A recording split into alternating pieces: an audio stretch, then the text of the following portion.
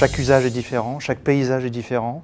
Donc je dirais qu'il n'y a pas une réponse identique à chaque projet, mais il y a des réponses. Et c'est là, je dirais, tout l'intérêt de travailler ensemble avec les industriels, les architectes et les maîtres d'ouvrage qui ont chacun leur perception. Donc on parle d'architecture réversible, etc. Donc on s'inscrit aussi, non pas uniquement dans le temps court, mais aussi dans le temps long, ce qui complexifie un petit peu le sujet, mais qui l'enrichit. Alors le maître d'ouvrage, c'est ce que je disais, c'est celui qui donne du sens, le premier, qui donne le ton. Alors pas tout seul, le gros travail du maître d'ouvrage, c'est de bien comprendre son environnement, bien l'écouter, bien connaître les besoins de ses clients. Pensons à l'intérieur, pensons aux usages, pensons au bien-être des clients, que ce soit utilisateur de bureau ou quelqu'un qui va habiter sa maison. Et j'encourage d'ailleurs à insister un peu plus là-dessus. Souvent, on travaille sur l'architecture qui est un point essentiel de l'esthétique urbaine. On se doit tous d'insister sur l'usage, le bien-être intérieur, et Dieu sait c'est important. Finalement, que ce soit un immeuble de bureau ou un immeuble de logement, on le vit aussi beaucoup de l'intérieur.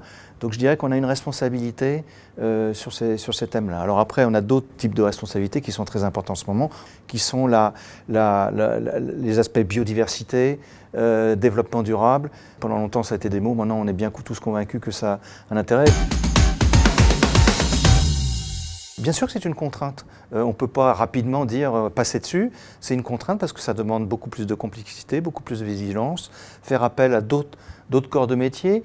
Les paysagistes, maintenant, c'est commun. On utilise de plus en plus de construction bois. Ça nous pousse à faire mieux. Voilà, les degrés de façon dans nos métiers, les degrés de complexité sont plutôt des sujets, des éléments qui nous permettent de faire mieux que ce qu'on fait. Moi, j'aime la complexité et les éléments qui nous contraignent. Je pense que la plupart des professionnels apprécient d'être contraints parce que c'est là où ils sont meilleurs.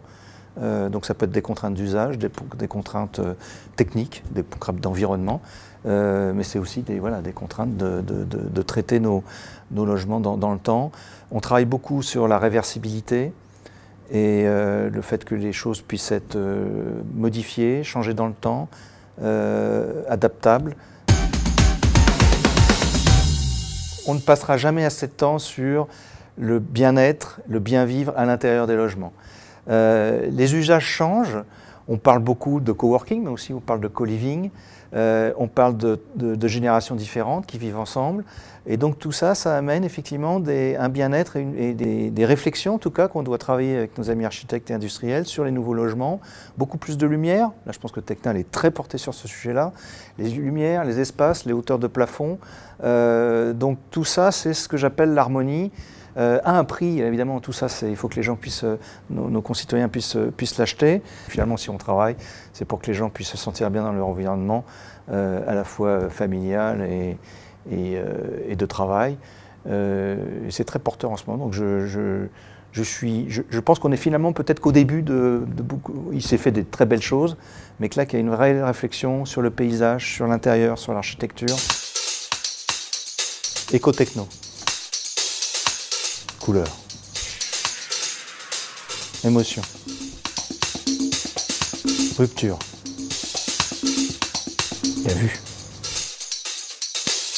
Et à ce moment-là, j'aime bien les séries. Chien ou chat, moi j'aime pas les animaux.